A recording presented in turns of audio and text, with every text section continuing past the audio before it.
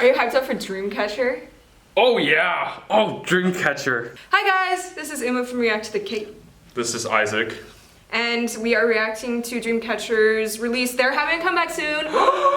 And this is their, you know, they've been together for a certain amount of years. Anniversary, that's the word. Anniversary release. So there is no choreo video yet, but we're just gonna listen to the audio.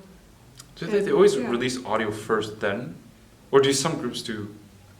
Groups tend to do either like a choreo vid, like a professional choreo vid, and that's it, and not instead of a music video. I see, yeah. Or like a dance practice, because like for what they did for Full Moon, which is also not an official comeback, is first they released a mini short film, then along with the audio on like, you know, the topic YouTube channels, and then they release a dance practice. Wow. Yeah. There's so many different ways to promote yourself.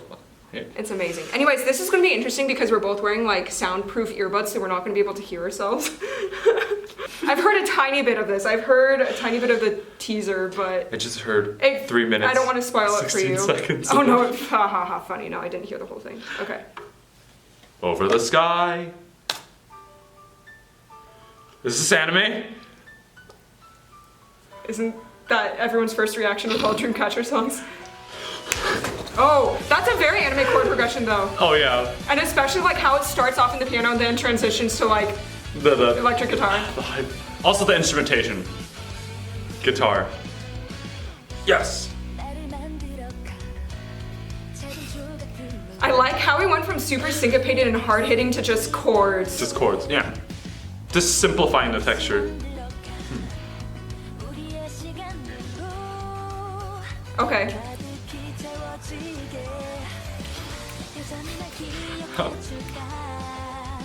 I'm getting a you and I vibe.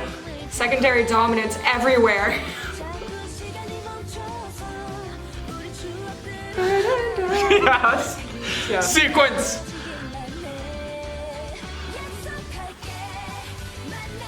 And we're running.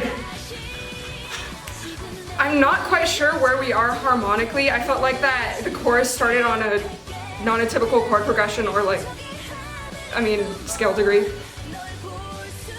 Oh, this is giving me Mayday vibes. I could hear like the Mayday melody over this instrumentation. And the This is piano. Frozen. The texture. I'm just waiting for Dami. Where's Dami? Cool. Background stuff. That was only in there for like a measure. Chord change.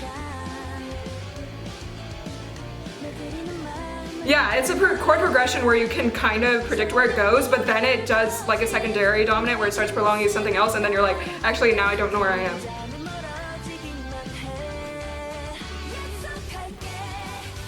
Oh, okay. Yes.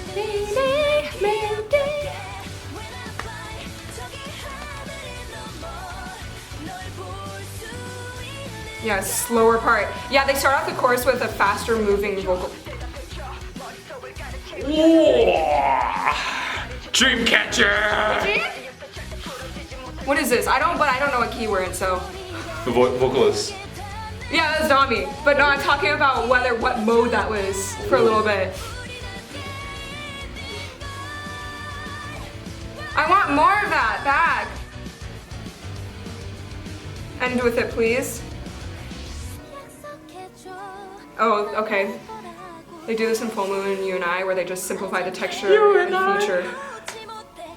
Falsetto. And then we're back. Whoa. Nice vocal layers.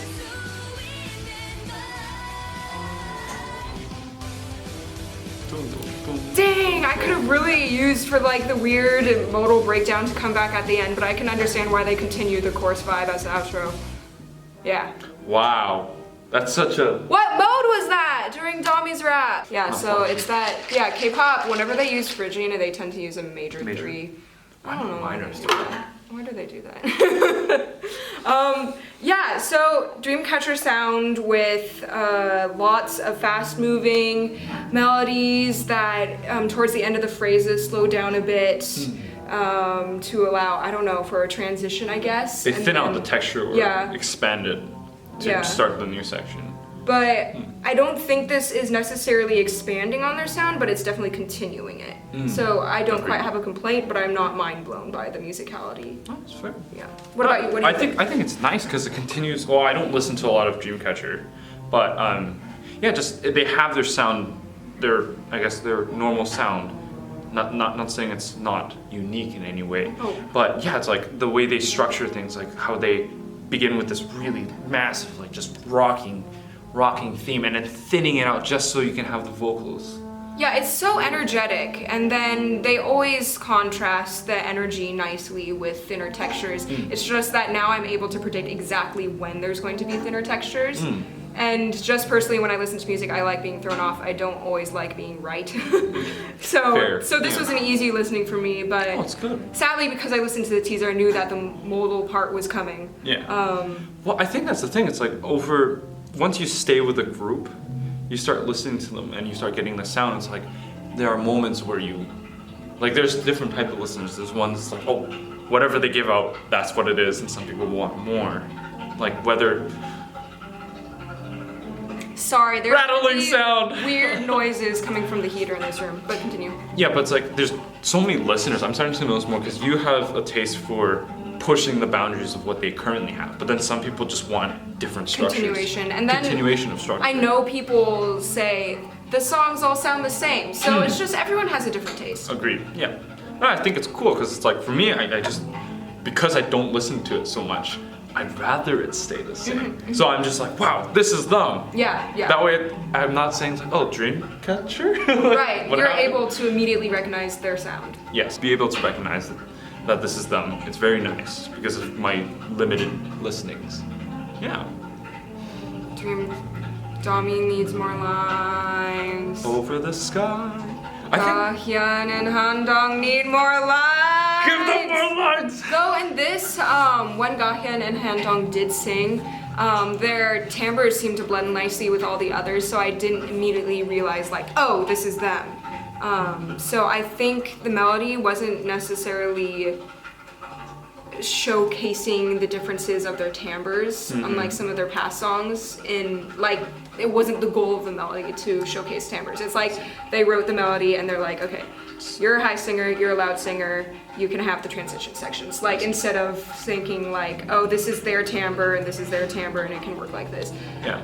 Cause where are you doing? No, I agree with that because there's another medium that they can work with, so it's like how they sing, because everyone sings very differently, so each one of the vocals, they have a distinct color to their sound, so to be able to capitalize on it takes another thinking process, but they didn't do it so much here. But I don't know, I thought they achieved the aspect of over the sky. It's like a lot of the melodies were flying up, and then like sequences were just inflecting upwards. So I thought it's like maybe they weren't aiming for timbre, maybe they were just aiming to just paint this picture of going over the sky with the melody. So it's like I thought it was a really sweet piece. Achieved what it set out to do. Yes. Boom. Different type of songs, and they painted it right. Yeah! Yeah! Thanks for watching, guys. Bye.